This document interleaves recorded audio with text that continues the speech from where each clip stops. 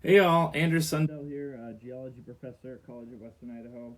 Working from home, right? That's what we're doing.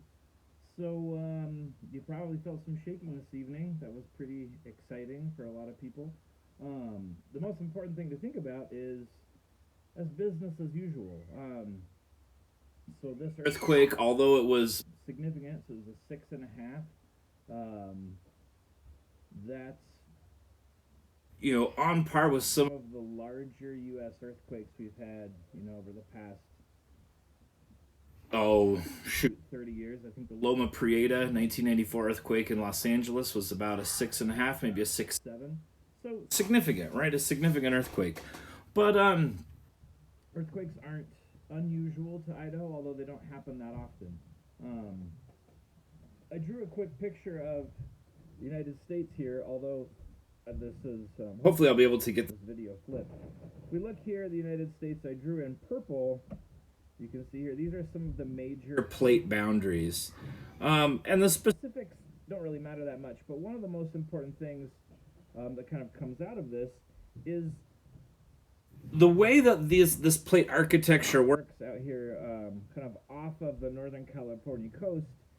It does some pretty strange things, and one of the things that it does is it actually kind of distributes this area across the western United States that is generally stretching out. That, if you can see that there, I drew those arrows, kind of pattern, and we call that area the basin and range. And it's been stretching, kind of distributed stretching for about 40 million years. It started about 40 million years ago and still active. If you check the earthquakes off the USGS website at any time, there's a whole bunch of them in Utah, a whole bunch of them in Nevada, California, and so on. And here we can zoom in on Idaho here, and again, hopefully I can get this flipped. This pattern of extension kind of is extending along these lines here in this way, if that makes sense to you. You can kind of see that there. Whoa, extreme close up.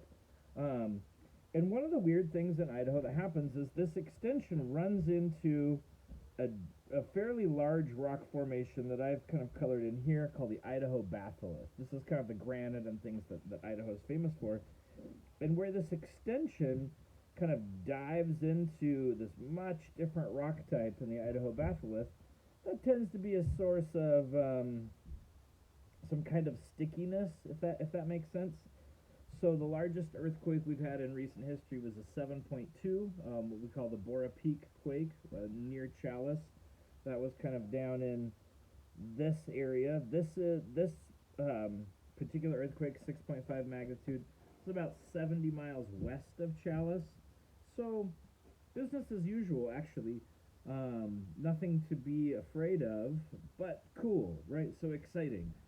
It's cool to see, when we kind of get to interact with the earth in that way, because this is why there are mountains. This is why there are, the Grand Canyon is caused by tectonic uplift. So the world looks the way that it looks because plates are shucking and jiving and bumping and kind of running into one another and sliding past one another in generally predictable ways. So when we have an earthquake like this, a lot of the geologists, first of all, get really excited. I ran upstairs, like, oh my gosh, earthquake. But really, we think about it as business as usual. It means that kind of everything is ticking along just like we would expect it. So nothing to be too worried about. And, it's not the end of the world. It is pretty coincidental that it happened during our plague infestation, right? Locusts are next, I hear.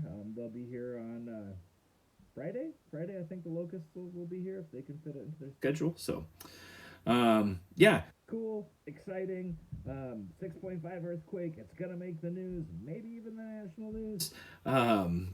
Just something else to talk about. But really, business as usual. So nothing to be too concerned about. Not related to Yellowstone. Nothing like that. So, all right. Take a geology class.